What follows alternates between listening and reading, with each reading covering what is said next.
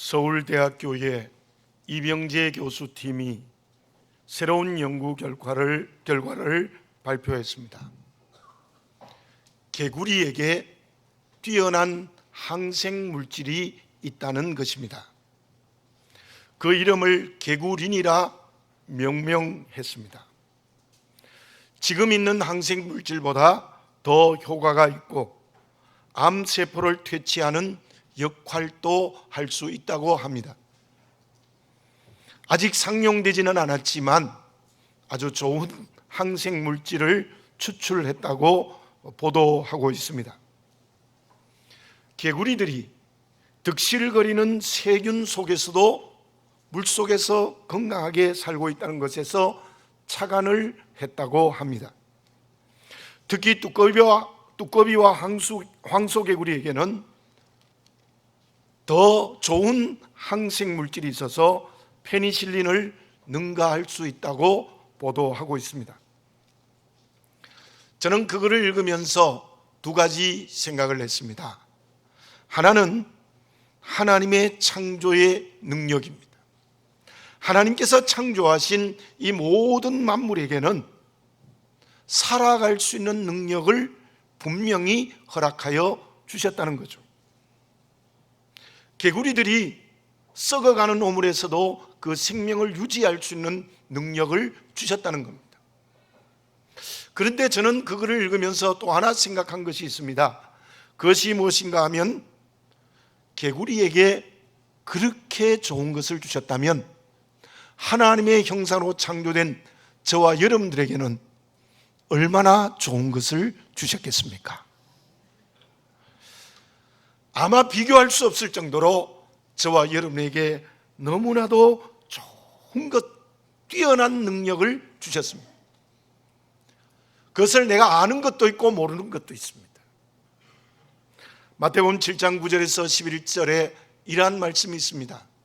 너희 중에 누가 아들이 떡을 달라 하는데 돌을 주며 생선을 달라 하는데 뱀을 줄 사람이 있겠느냐?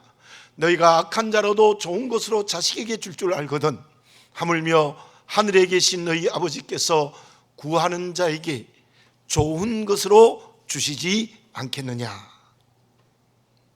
저와 여러분, 개구리에게도 너무나도 좋은 것 주셨는데 하나님의 자녀된 우리에게 분명히 이미 좋은 것을 주셨고 좋은 것을 주실 것이고 가장 선하고 아름다운 것을 주실 줄로 믿습니다. 그것이 확실히 믿어지는 여러분들이 되어지시기 바라겠습니다. 더구나 저와 여러분들은 주님의 십자가의 은혜로 하나님의 자녀 되어졌습니다. 믿지 않는 사람과 달리 하나님의 자녀된 우리에게 온갖 좋은 은혜와 은사를 분명히 주시고 계시는 것입니다. 이사야서 43장 1절 하반절에 이러한 말씀이 있습니다. 내가 너를 구속하였고 내가 너를 지명하여 불렀나니 너는 내 것이라. 내가 너를 구속하였고 내가 너를 지명하여 불렀나니 너는 내 것이라고 말씀하십니다. 주님의 십자가의 은혜로 나를 구원하셨습니다. 그리고 내 이름을 불러주십니다. 그러면서 너는 내 것이라 이렇게 말씀하십니다. 이어지는 이사야서 43장 2절과 3절에 이러한 말씀이 있습니다. 내가 물 가운데로 지날 때에 내가 너와 함께 할 것이라. 강을 건널 때에 물이 너를 침몰하지 못할 것이며 내가 불 가운데 지날 때에 타지도 아니할 것이요 불꽃이 너를 사르지도 못하리니 대전하는 여호와 내 하나님이요 이스라엘의 거룩한 이요 내 구원자임이라. 내가 애굽을 너의 속량물로 구스와 스바를 너를 대신하여 주었노라. 기가 막히는 말씀입니다. 우리가 물에 빠질 수 있는 큰 어려움과 위기, 불에 태워질 것 같은 환경과 관계에서도 하나님께서는 자녀된 우리들을 그 물속에 침몰하지 않게 하시고 그 불 속에 태워지지 않게 해주신다는 약속입니다. 뿐만 아니라 너가 정말로 어려운 위기에 있다면 세상 사람들을 희생해서라도 너를 살려주겠다. 그 말씀이 애굽을 너의 속량물로 구스와 스바를 너를 대신하여 주었더라는 하나님의 지극한 사랑이십니다. 저와 여러분, 하나님께서 얼마나 우리에게 좋은 것을 주셨고 얼마나 큰 은혜를 베푸셨고 베푸시고 베푸실 것입니까? 그러한 은혜와 온갖 좋은 은사 속에 있는 저희들은 어떤 응답을 해야 되겠습니까? 시편 106편 1절입니다. 할렐루야, 여호와께 감사하라. 그는 선하시며 그의 인자하심이 영원함이로다. 시편에 가장 많이 나오는 말씀입니다. 하나님은 나에게 선하시고 그 인자심이 영원하기 때문에 우리는 감사의 응답을 해야 된다는 것입니다. 이렇게 좋은 것을 주시는 은혜와 사랑으로 지난 6개월을 지나왔습니다. 그렇다면 오늘 맥주감사 예배를 드리면서 저와 여러분들 그 응답으로 전인격과 온 마음을 다해 삶으로 계속해서 감사의 응답을 해야 될 줄로 믿습니다. 우리에게는 두 가지 하나님의 자녀로서 잘못된 응답이 있습니다. 하나는 하나님의 은혜에 감사하지 않는 것이고, 또 하나는 더 적극적으로 하나님을 원망하는 일입니다. 예수님이 10사람의 나병 환자를 치유해 주셨습니다. 지금도 나병은 참으로 힘들고 어려운 병이지만 2000년 전에는 그 나병은 죄의 결과라고 생각했습니다. 그들은 동네에 살지 못하고 집 밖으로 쫓겨났고, 그들이 사람 앞에 가면 그 사람이 부정하게 된다고 할 수 있는 천형의 저주받은 병이었습니다. 주님은 그 엄청난 병을 10사람을 다 고쳐주었습니다. 그런데 그들의 응답이 어떠했습니까? 누가복음 17장 16절입니다. 예수의 발 아래 엎드려 감사하니 그는 사마리아 사람이라. 유대인 한 9사람은 전부 돌아가 버렸고 사마리아 사람 한 사람만이 감사했습니다. 그 사마리아 사람에게 예수님이 무엇이라고 말씀하셨습니까? 누가복음 17장 17절입니다. 예수께서 대답하여 이르시되 10사람이 다 깨끗함을 받지 아니하였느냐? 그 9은 어디 있느냐? 오늘 나에게 주시는 주님의 음성으로 들으시기 바라겠습니다. 그 9은 어디 있느냐? 그것이 나의 모습이 아닙니까? 출애굽의 은혜를 받은 이스라엘 민족이 홍해 앞에서 광야에서 눈에 보이는 것 때문에 계속 원망했습니다. 나는 어떻습니까? 온갖 좋은 것을 주시는 하나님의 은혜 앞에 감사의 응답을 분명하게 하시기 바랍니다. 감사를 잃어버리지 않았습니까? 더 적극적으로 원망하고 있지 않습니까? 오늘 이 감사 예배를 드리면서 여호와께 전인격으로 온 마음을 다하여 모든 삶으로 계속해서 감사하는 우리 모두가 되는 역사를 성령으로 회복하시기 바랍니다. 그러면 하나님을 원망하고 감사하지 않는 불신앙을 버리고 전인격으로 온 마음으로 계속해서 여호와께 감사하는 것은 실제로 무엇입니까? 어떻게 사는 것입니까? 화면을 보겠습니다. 여러분들이 보시기에 어떻게 보이십니까? 두 개의 티셔츠가 있습니다. 조금 글씨가 크고 작은, 그림이 크고 작은 차이밖에는 별 차이가 없습니다. 같은 파라마운트 영화 제작 회사의 이름이 붙여진 티셔츠입니다. 어느 것이 좋아 보이십니까? 여러분들이 보인 왼쪽에 있는 티셔츠는 우리나라의 지유라는 회사에서 만든 것입니다. 그리고 여러분들이 보시기에 오른쪽에 있는 티셔츠는 구찌라는 명품 회사에서 만든 티셔츠입니다. 그런데 우리나라에서는 9,900원에 저 지유 제품이 팔립니다. 그러나 구찌 회사의 제품은 지금의 환율로 계산하면 68만 1275원입니다. 약 68배의 차이가 납니다. 재질도 별 차이가 없습니다. 구찌 제품이 100% 면이고 지유회사의 제품도 93%가 면입니다. 별 차이가 없습니다. 그 때문에 저 글이 게시되어지자 많은 네티즌들이 쏟아지면서 말했습니다. 구찌 회사가 바가지를 씌운다. 저는 저걸 뉴스에서 봤거든요. 그래서 인터넷에 찾아본 겁니다. 그런데 저는 저 기사를 보면서 생각난 것이 있습니다. 명품이라는 이름 때문에 저렇게 비싼 거예요. 그러면서 자연적으로 저에게 스스로 질문하지 않을 수 없었습니다. 나는 누구인가?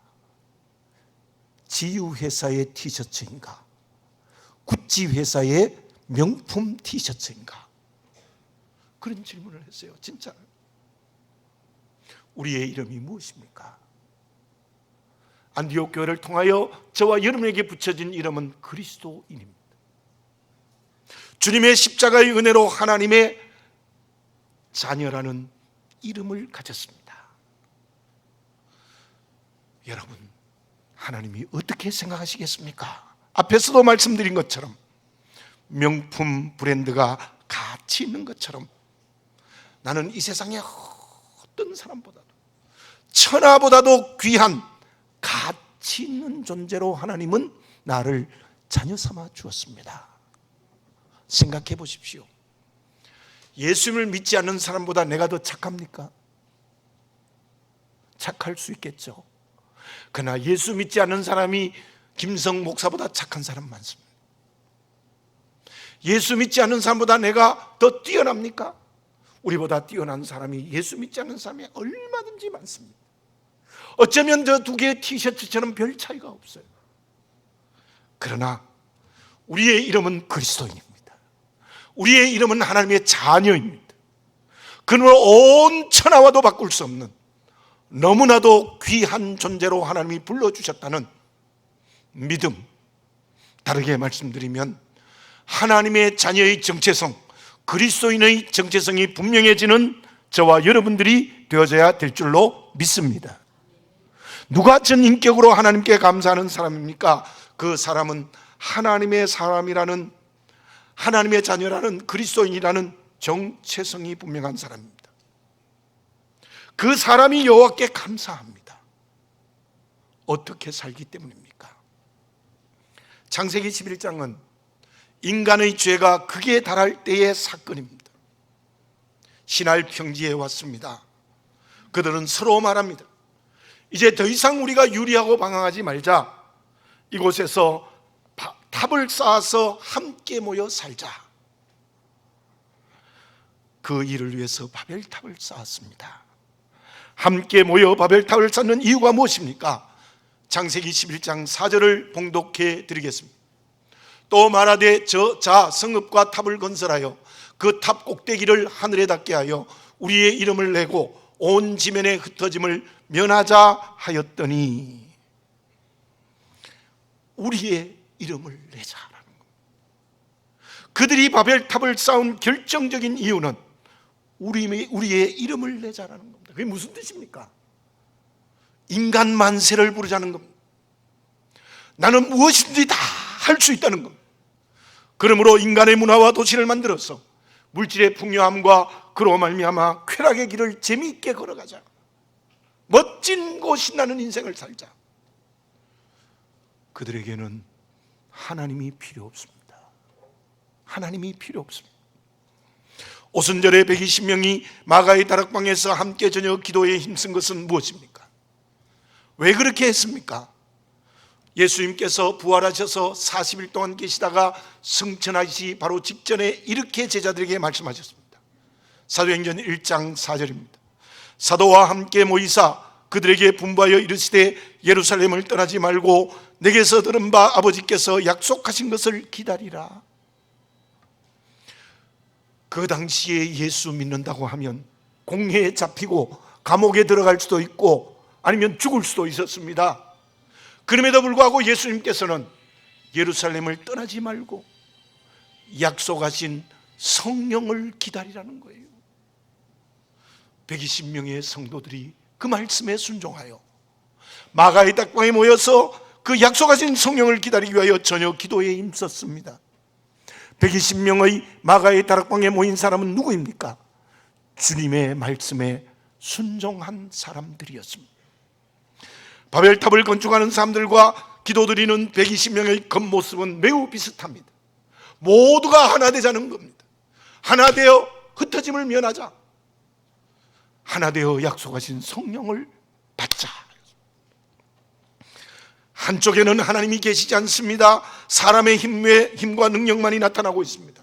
또 한쪽은 하나님의 말씀에 순종했습니다. 사람의 능력을 의지하는 것이 아니라 하나님만 의지했습니다.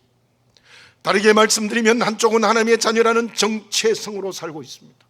또 한쪽은 하나님의 자녀라는 정체성이 없습니다. 오직 자기 만세만 부르고 있습니다. 나는 어떻습니까?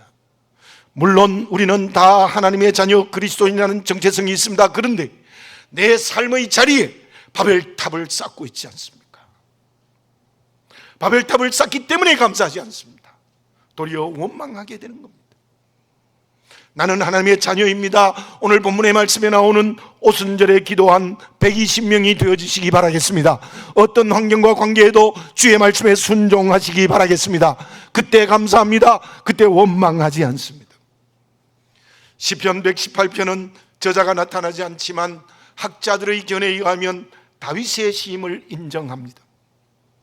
다윗은 심한 어려움 중에 하나님께 이렇게 기도드렸습니다. 7절을 봉독해 드립니다. 여호와께서 내 편이 되사 나를 돕는 자들 중에 계시니 그러므로 나를 미워하는 자들에게 보응하시는 것을 내가 보리로다. 9절을 봉독해 드립니다. 여호와께 피하는 것이 고관들을 신뢰하는 것보다 낫도다. 여러분, 하나님께 피하는 것이 대통령 권력보다 더 좋습니다. 이 세상의 모든 물질보다 좋습니다. 다윗을 보십시오. 여호와께 피하는 것이 고관들을 신뢰하는 것보다 낫다고 고백하지 않았습니까? 그 고백을 하는 다윗은 28절과 29절에서 이러한 고백을 합니다. 주는 나의 하나님이시라 내가 주께 감사하리. 주는 나의 하나님이시라 내가 주를 높이리이다. 여호와께 감사하라. 그는 선하시며 그 인자하심이 영원함이로다. 실로 다윗은 하나님의 자녀라는 정체성이 분명합니다. 그래서 하나님이 내 편이 되어 승리케 해주신다고 믿고 있습니다. 그래서 이 세상에 어떤 것도 의지하지 않고 오직 하나님만 의지한다는 겁니다. 그래서 언제나 하나님의 선하심과 인자하심에 감사하고 있습니다. 하나님의 말씀을 거역하여 니느웨로 가지 않고 다시스로 도망치는 요나의 모습은 어떻습니까? 요나서 1장 3절입니다. 그러나 요나가 여호와의 얼굴을 피하려고 일어나 다시스로 도망하려 하여 욥바로 내려갔더니 마침 다시스로 가는 배를 만난지라. 여호와의 얼굴을 피하여 그들과 함께 다시스로 가려고 뱃삭을 주고 배에 올랐더라. 요나는 하나님의 얼굴을 피했습니다. 하나님의 기름 부어 세운 예언자의 정체성을 완전히 잊어버렸습니다. 그래서 배 밑창에 들어가서 깊은 잠에 빠졌습니다. 왜 그렇습니까? 하나님이 이방민족인 아수르 사람에게 말씀을 증거하라는 명령은 도저히 순종할 수 없어서 하나님을 원망하고 있는 것입니다. 이제 2019년 하반기를 시작하는 우리는 어떤 마음으로, 어떤 삶으로 살아야 되겠습니까? 어떤 환경과 관계에서도 감사하시기 바랍니다. 그 감사가 인격이 되고 삶이 되고 그 인격과 삶이 계속 되어지시기 바랍니다. 어떤 환경에서도, 어떤 관계에서도 감사하시기 바라겠습니다.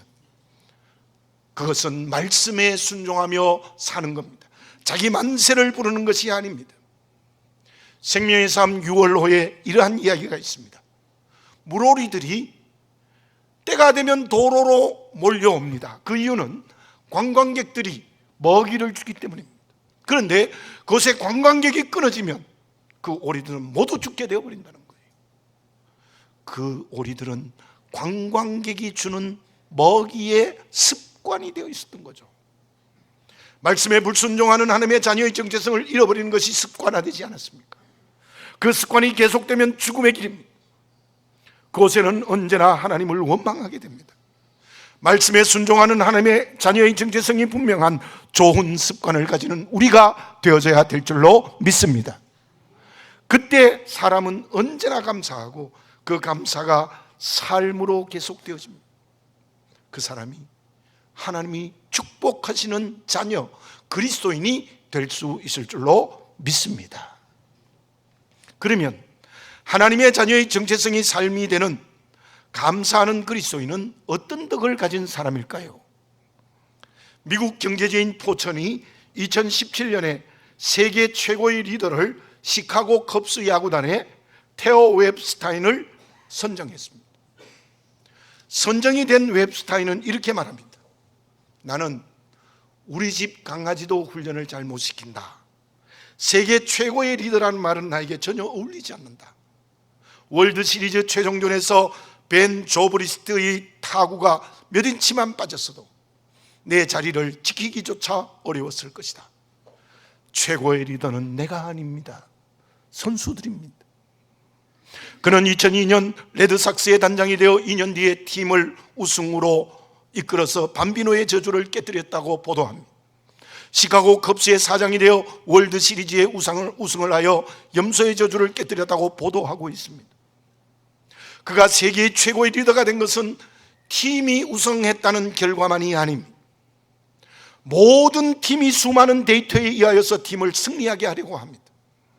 그러나 그는 데이터의 정보만이 아니었습니다. 그는 정보보다 사람을 귀히 여겼습니다. 함께 해야 된다는 생각을 가졌습니다. 왜 그랬을까요? 그는 우리 집에 강아지도 훈련시키지 못한다는 지극히 겸손한 리더였기 때문입니다. 어떤 기자가 이렇게 말했습니다. 웹스타인의 승리는 그의 겸손에 있다는 것입니다. 이 세상의 모든 분야에서도 진정 끝에 누가 승리합니까? 분명한 것은 교만한 사람이 아닙니다. 겸손한 사람이 이깁니다. 누가 하나님의 자녀의 정체성을 가진 사람입니까? 누가 말씀대로 사는 감사하는 사람입니까? 한마디로 말씀드리면 교만한 사람이 아니라 겸손한 사람입니다. 바벨탑을 쌓는 이유가 무엇입니까? 오늘 4절에서 봉독한 대로 탑 꼭대기를 하늘에 닿게 하자. 무슨 뜻입니까? 우리가 하나님 자리에 올라가자는 겁니다. 내가 하나님이 되자는 거예요. 그것은 마치 하와가 선악과를 먹으면 하나님처럼 된다는 사단의 미혹에 넘어간 것입니다. 창세기 3장 5절입니다. 너희가 그것을 먹는 날에는 너희 눈이 밝아져 하나님과 같이 되어 선악을 알 줄 하나님이 아심이니이다. 기가 막히는 사단의 미혹이 하나님과 같이 되어. 바벨탑을 쌓는 사람들은 하나님 앞에 지극히 교만한 사람들입니다. 다 하나님의 자리에 올라가 앉아 있습니다. 내가 하나님이라는 거예요. 나는 어떻습니까? 나도 모르게 하나님 자리에 내가 올라가 있지 않습니까? 내가 하나님이 되어 있지 않습니까? 그래서 남을 정죄하기에도 바쁘지 않습니까? 그 교만은 말씀에 순종하지 않는 사람의 특성입니다. 나에게 그러한 모습이 있다면 오늘 이 맥주감사 예배를 드리면서 진정으로 회개하시기 바랍니다. 회개하고 2019년 6개월의 하반기를 사는 지혜로운 그리스도인이 되어지시기 바랍니다. 반면에 마가의 다락방에 모인 120명은 어떤 사람들입니까? 사도행전 2장 1절을 봉독해 드립니다. 오순절날이 이미 이름에 그들이 다 같이 한 곳에 모였더니 120명이 마가의 다락방에 함께 모여서 주님의 말씀대로 기도드렸습니다. 주님이 말씀하신 하나님의 약속을 기다렸습니다. 그 응답이 성령의 역사입니다. 어떻게 역사했습니까? 2절과 3절을 봉독해 드립니다. 호련히 하늘로부터 급하고 강한 바람 같은 소리가 있어 그들이 앉은 온 집에 가득하며 마치 불의 혀처럼 갈라지는 것들이 그들에게 보여 각 사람 위에 하나씩 임하여 있더니, 불의 혀같이 놀라운 역사, 그거는 다 태울 수 있는 불입니다. 급하고 강한 바람 같은 소리, 강한 태풍으로 모든 것을 날려버리는 것입니다. 실제로 그들은 그런 경험을 하고 성령의 능력을 체험합니다. 4절입니다. 그들이 다 성령의 충만함을 받고 성령이 말하게 하심을 따라 다른 언어들로 말하기를 시작하니라. 오로지 기도했다는 것은 무엇입니까? 그것은 하나님 앞에 내가 없어진 것입니다. 기도의 무릎을 꿇었다는 것은 내가 죽은 것입니다. 하나님의 뜻만을 기다리는 것이 기도입니다. 그리고 그들은 성령으로 충만해졌습니다. 120명의 상태가 어떻게 되었습니까? 내가 없어졌습니다. 내가 바람에 날려가 버렸습니다. 내가 불에 태워졌습니다. 오직 성령으로만 충만해졌습니다. 실로 저 예루살렘 교회를 탄생케 하는 120명은 하나님 앞에 지극히 겸손해진 것입니다. 그 사람이 말씀대로 순종하는 감사의 삶이 되는 그리스도인입니다. 다시 말씀드립니다. 그리스도인이 말씀대로 사는 하나님의 자녀의 정체성이 분명해지기 위해서는 언제나 하나님 앞에 겸손해져야 합니다. 하나님만이 살아계셔야 됩니다. 나는 없어져야 합니다. 그 사람이 범사에 하나님께 감사하는 신앙인입니다. 교만하면 믿음이 없는 사람입니다. 하나님의 자녀가 아닙니다. 그 사람이 언제나 하나님을 원망합니다. 베드로의 부름받기 전의 말씀을 생각해 봅시다. 누가복음 5장에 베드로가 부름받는 장면이 나타납니다. 밤새도록 고기를 잡았는데 한 마리도 못 잡았어요. 그는 고기 잡는 전문가인데도. 그때 예수님이 오셔서 베드로에게 말합니다. 깊은 곳에 그물을 내려봐라. 밤새도록 그물을 내려도 못 잡았지만 말씀에 의지하여 그물을 내리겠습니다. 말씀에 의지하여 그물을 내렸더니 2배의 고기를 가득 담을 정도로 많은 고기를 잡았습니다. 그때 베드로의 고백이 무엇이었습니까? 제가 베드로라 해도 이렇게 말했을 것 같아요.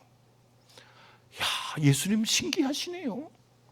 어떻게 내가 어부인 나도 모르는 고기가 많은 것을 어떻게 그렇게 잘 아십니까? 저하고 동업해서 이 갈릴리 바다에 있는 고기를 몽땅 잡아 부자 됩시다. 그렇게 할 수 있을 것 같아요. 근데 베드로는 전혀 그렇지 않습니다. 누가복음 5장 8절입니다. 시몬 베드로가 이를 보고 예수의 무릎 아래에 엎드려 이르되 주여 나를 떠나소서 나는 죄인이로소이다 하니. 그럼 저를 따라서 해봅시다. 주여 나를 떠나소서 나는 죄인이로소이다. 베드로가 실수도 하고 잘못도 하고 감정에 격하기도 했지만 저 고백이 수제자가 되는 길이었습니다. 엄청난 하나님의 능력 앞에 무릎을 꿇었습니다. 주여 나는 먼지보다 못합니다. 아무것도 아닙니다. 주여 나를 떠나소서 나는 죄인으로소이다. 지극한 겸손의 고백이었습니다. 엘리야가 갈멜산 예배 전투에서 믿음의 승리를 했습니다. 그러나 그 후에 이세벨의 칼이 두려워 남방 땅 로뎀 나무 아래 도망가서 죽여달라고 절망했습니다. 하나님 앞에 죽여달라는 거예요. 여러분, 그거는 절망만이 아닙니다. 하나님 앞에 교만이었습니다. 하나님께서는 그 교만의 병을 고치기 위하여 보리떡과 물을 주시면서 어루만지시면서 일어나라. 그래서 40일 동안 맨발로 호렙산까지 갑니다. 그래도 동굴에 갇혀서는 남은 의인입니다. 아무도 바알에게 절하지 않는 사람은 한 사람도 없습니다. 그때 뭐라고 말했습니까? 오늘 오후 예배에 그 설교를 하는 거예요. 바알에게 무릎 꿇지 않는 7천이 있다. 하나님이 기어코 그 교만을 깨뜨리시고 어두운 동굴에서 밖에 나오게 해서 그 엘리야의 교만을 완전히 깨뜨리십니다. 그렇게 엘리야가 겸손해졌을 때 남아있는 사명을 감당했고 죽음을 맞이하고 승천하는 놀라운 하나님의 축복을 받았습니다. 모든 환경과 관계에서 가장 중요한 것은 여호와 하나님 앞에서 겸손해지는 것입니다. 겸손해지는 것입니다. 겸손해지는 것입니다. 내가 똑똑하면 얼마나 똑똑하고 내가 가졌으면 얼마나 가졌고 내가 건강하면 얼마나 건강합니까? 하나님 앞에 진정으로 겸손해지는 성령의 은총을 체험하시기를 바라겠습니다. 내 능력과 나의 판단에 매이지 마시기를 바라겠습니다. 120명처럼 하나님 앞에 무릎을 꿇어야 됩니다. 베드로처럼 주여 나는 죄인입니다, 나를 떠나소서라는 고백이 있어야 됩니다. 오늘 다시 한번 정직하게 나를 보시기 바랍니다. 나의 이름을 내어 내가 하나님이 되고 있지 않습니까? 그 사람은 언제나 하나님을 원망합니다. 말씀이 인격이 되고 삶이 되지 못합니다. 그러므로 언제나 하나님 앞에 무릎 꿇는 겸손한 그리스도인이 되어지시기 바라겠습니다. 그 사람은 언제나 하나님께 감사드리는 믿음의 그릇이 될 수 있을 줄로 믿습니다. 그러면 하나님 앞에서 감사드리는 겸손한 그리스도인과 하나님 앞에서 교만한 사람에 대한 하나님은 어떤 결과를 주실까요? 오늘 본문의 말씀을 읽은 중에 창세기 11장 8절을 다시 한번 읽습니다. 여호와께서 거기서 그들을 온 지면에 흩으셨으므로 그들이 그 도시를 건설하기를 그쳤더라. 다음 절 9절에 보면 언어까지도 다 흩어버렸고 바벨탑은 무너져 버렸습니다. 하나님 앞에 엄청난 심판을 받았습니다. 저는 이 바벨탑 이야기를 읽으면요, 진짜 바벨탑 사람들이 원망스러워요. 예, 물론 영적 지식이 주는 것도 참 원망스럽지만 내가 영어를 하는 게 얼마나 어려운데 그때 좀 제대로 했으면 지금 세계의 언어가 하나면 얼마나 편했겠어요. 그런 것도 그 사람들이 잘못했어요. 자, 어쨌든 언어를 흩고 바벨탑 무너졌고 온 세계에 흩어지는 하나님의 심판을 받았습니다. 그러나 120명의 기도가 성령이 임재하여 가장 첫 교회는 예루살렘 교회가 탄생되는 놀라운 역사가 일어났습니다. 그 교회가 시작으로 전 세계에 지금 교회들이 얼마나 많습니까? 그것은 그들이 말씀에 순종하여 기도의 무릎을 꿇어 성령 받았을 때 이루어졌습니다. 저와 여러분, 지금도 120명의 성도가 우리가 되면 교회를 세워주실 줄로 믿습니다. 그 교회를 통하여 베트남을 복음화할 수 있을 줄 믿습니다. 열방의 주의 이름이 증거될 줄 믿습니다. 생명의 역사가 풍성하게 일어날 수 있을 줄 믿습니다. 전진하게 될 줄 믿습니다. 이 축복을 받는 저와 우리 성암교회가 되어졌으면 참 좋겠습니다. 사랑하는 교우 여러분들, 저를 포함해서 하나님이 주시는 은혜 앞에서 감사를 잃어버리지 않았습니까? 그 이유는 무엇입니까? 기도드리겠습니다. 거룩하신 아버지 하나님, 아버지 하나님, 말씀에 불순종하고 내가 하나님이 되어 있는 교만의 길에 서 있지 않습니까? 성령의 바람으로 그것이 다 날려지게 하시고 불로 그것이 태워져서 오직 성령 충만한 말씀에 순종하는 겸손한 그릇이 되게 해 주시옵소서. 그러므로 우리 모두가 다 언제나 항상 계속해서 하나님의 은혜에 감사하는 인격과 삶이 되게 하여 주시옵소서. 7월 첫째 주일 드리는 이 예배서만이 아니라 우리의 육체에 남은 때의 모든 시간 속에 여호와께 감사하는 삶을 걸어가 교회가 세워지고 생명이 풍성해지고 믿음이 전진한 개인과 공동체가 될 수 있도록 하나님 축복하여 주시옵소서.